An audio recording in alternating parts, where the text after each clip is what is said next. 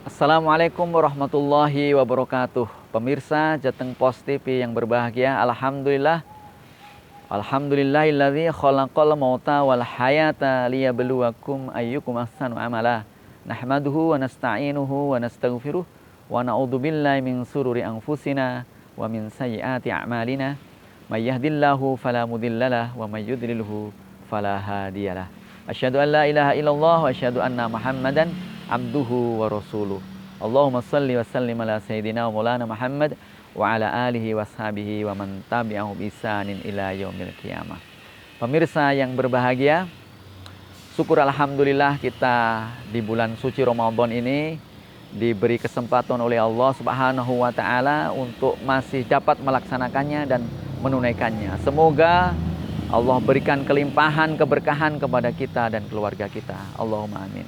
Yang kedua, sholawat dan salam semoga Rasulullah SAW dilimpahkan kepada beliau dan mudah-mudahan kita kelak mendapatkan syafaatnya di yaumil qiyamah. Allahumma amin. Pemirsa Jateng Pos TV yang berbahagia, tema kita pada sore hari ini adalah tentang tazkiyatun nafas atau pembersihan jiwa. Pada hakikatnya puasa itu adalah sarana untuk membersihkan jiwa kita atau diri kita. Bahkan tubuh kita ini dibersihkan, ditoksit dengan cara berpuasa. Banyak dalil-dalil secara ilmiah yang menjelaskan bahwa puasa itu memberikan efek kesehatan bagi kita semua, baik kesehatan fisik maupun kesehatan mental. Ya, pada kesempatan kali ini saya akan membahasnya dari sisi mental saja. Bahwasanya para ulama terdahulu mendefinisikan orang yang sehat cara jiwanya itu tentunya dia harus belajar tentang 4 hal. Salah satu diantaranya adalah dengan cara berpuasa. Tapi 4 hal itu pada umumnya semuanya terkandung dalam kita ibadah puasa itu. Yang pertama adalah kita diperintahkan untuk menjauhkan diri kita atau mengurangi kita dari makan. Mengurangi kita dari makan itu adalah salah satu cara kita berpuasa atau salah satu cara kita untuk membersihkan jiwa kita. Dengan kita sedikit makan, maka konsentrasi kita akan lebih baik. Bahkan para ulama terdahulu mempunyai satu bahasa khusus atau satu perilaku khusus bahwa mereka tidak akan makan sebelum mereka ini lapar dan sebelum kenyang mereka sudah berhenti untuk makan. Tidak sebaliknya seperti kita. Kita ini kebalikan, kalau makan belum kenyang, ya belum puas kayaknya. Dan kadang-kadang belum lapar pun kita sudah makan. Ini kebalikan dari kita. Tetapi kalau kita ini berusaha ingin membersihkan diri kita dari penyakit-penyakit hati, maka sebaiknya kita ini menyedikitkan makan. Mereka mempunyai kebiasaan yang luar biasa pada zaman dahulu untuk menghindarkan memperbanyak makan. Bahkan mereka mengatakan nahnu la na'kula hatta najua wa idza akalna la nasba, katanya. Kami ini tidak makan sebelum kita ini lapar, dan apabila kita sudah makan, kita tidak pernah kenyang. Nah, ini adalah pelajaran penting bagi kita agar tubuh kita sehat, agar badan kita sehat, termasuk jiwa kita sehat. Jadi kuncinya ada pada makanan. Makanan tidak terlalu banyak dan tidak terlalu kenyang. Kemudian kita juga jangan makan sebelum kita merasa lapar. Ini pelajaran pertama dan itu ada dalam puasa. Dalam puasa kita diatur sedemikian rupa agar kita ini bisa melatih bahkan bukan saja badan kita tetapi jiwa kita.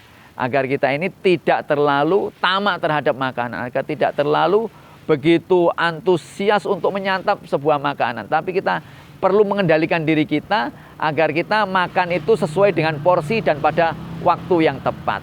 Sehingga ucapan bahwa kami tidak makan sebelum kami lapar dan kami berhenti makan sebelum kami kenyang itu menjadi kehidupan kita sehari-hari, sehingga kita benar-benar sehat jiwa dan rohani kita.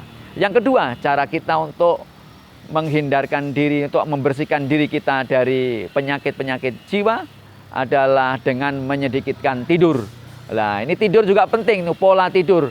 Kita ini mestinya tidur kita mengikuti tidurnya Rasulullah SAW. Pada saat Rasulullah tidur, kita juga tidur.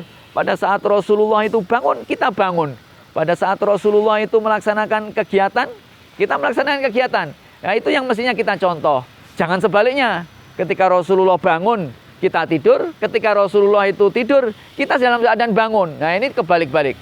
Inilah yang mestinya kita lakukan. Kita harus mengikuti cara-cara model tidurnya Rasulullah. Rasulullah itu ingat tidur itu selama 3 kali dalam sehari semalam. Yang pertama adalah tidurnya Rasulullah menjelang zuhur atau setelah zuhur sebentar saja. Yang itu disebut sebagai tidur qailulah atau tidur yang sangat sebentar saja. Itu untuk merefresh kembali tubuh kita akan menjadi sehat dan baik. Itu tidak usah lama-lama, ya cuma setengah jam maksimal atau 1/4 jam saja kita tidurnya. Kemudian Rasulullah yang kedua adalah tidur di malam hari. Di malam harinya Rasulullah tidur tidak terlalu lama. Tidurnya ya dimulai sekitar jam 9 lah kira-kira kalau sekarang ini jam 9 sampai kemudian jam 12. Jadi tidur sekitar 3 jam kurang lebih Rasulullah. Kemudian Rasulullah bangun. Bangun untuk melakukan sholat tahajud, untuk melakukan ibadah malam, untuk melakukan qiyam, untuk melakukan ibadah di malam hari, untuk membaca Al-Quran. Itu yang biasa dilakukan oleh Rasulullah. Untuk mengkaji ayat-ayat Al-Quran. Itu yang dilakukan oleh Rasulullah. Mestinya kita juga ikuti cara seperti ini. Kemudian setelah menjelang subuh kira-kira kurang setengah jam, itu Rasulullah berbaring sebentar. Ada yang mengatakan tiduran, ada yang mengatakan tidur beneran. Sampai kemudian Rasulullah bangun kembali pada saat azan subuh dibangunkan dengan suara azannya Bilal. Inilah cara tidurnya Rasulullah. Mestinya ya paling tidak awake dhewe niku kita ini paling tidak mengikuti cara tidurnya Rasulullah. Jangan kebalik-balik, Rasulullah tidur kita bangun, kita begadang. Rasulullah bangun, kita tidur, kebalikan lah. Itu mestinya kita ini kalau mengikuti sunnah ya selaras dengan apa yang dilakukan oleh Rasulullah SAW. Yang kemudian yang ketiga dengan menyedikitkan kita ngomong. Nah, ini penting. Kalau kita bagi orang siapa saja yang menghendaki, menginginkan untuk tazkiyatun nafs, membersihkan dirinya, maka hendaklah dia sedikit ngomongnya, sedikit bikin status, sedikit ngomel, sedikit ngomong yang tidak ada gunanya, sedikit ngomentari dan lain sebagainya. Pokoknya kita serba sedikit.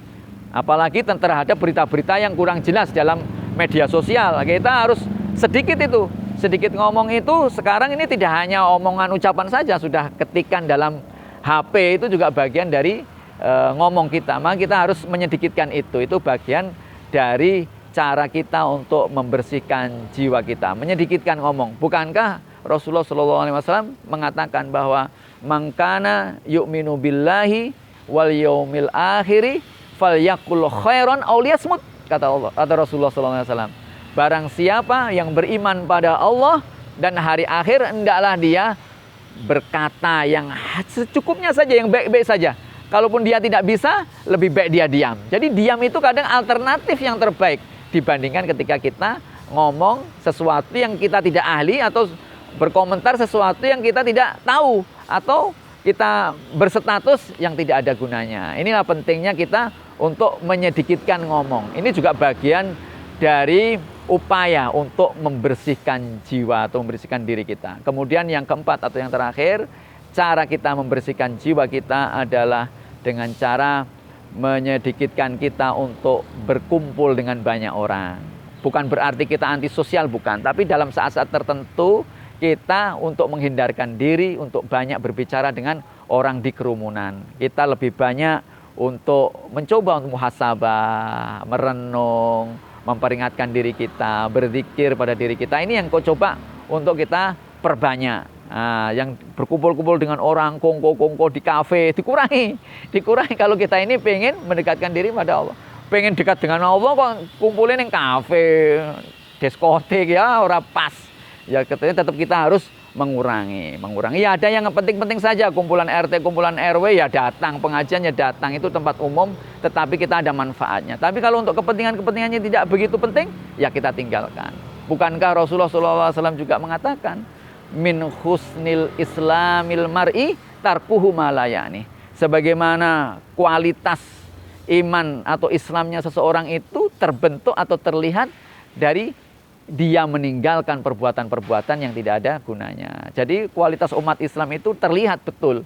Kualitasnya itu, integritasnya itu terlihat dari cara dia berkomunikasi dengan orang yang efektif yang tidak ada gunanya dia tinggalkan. Tapi yang efektif, yang ada gunanya, yang penting-penting saja, ngomong yang penting-penting saja, dan bertemu orang dengan kepentingan-kepentingan saja. Kalau tidak ada kepentingannya, kita menguranginya. Ini adalah cara-cara di antara cara-cara kita untuk membersihkan diri kita, membersihkan jiwa kita. Dan semua hal tersebut menyedikitkan makan, menyedikitkan tidur, menyedikitkan ngomong dengan orang, dan menyedikitkan berkumpul dengan orang lain untuk berbicara yang tidak ada manfaatnya. Itu semua ada terkumpul di dalam puasa Ramadan. Dan puasa Ramadan itulah menjadi puncak tazkiyatun nafs, cara kita membersihkan tubuh kita dan cara kita membersihkan jiwa kita dari segala keburukan. Dan mudah-mudahan dengan demikian setelah keluar Ramadan benar-benar kita menjadi pasti dan menjadi orang-orang yang bertakwa. Demikian yang bisa saya sampaikan, mudah-mudahan bermanfaat. Billahi taufik wal hidayah. Wassalamualaikum warahmatullahi wabarakatuh.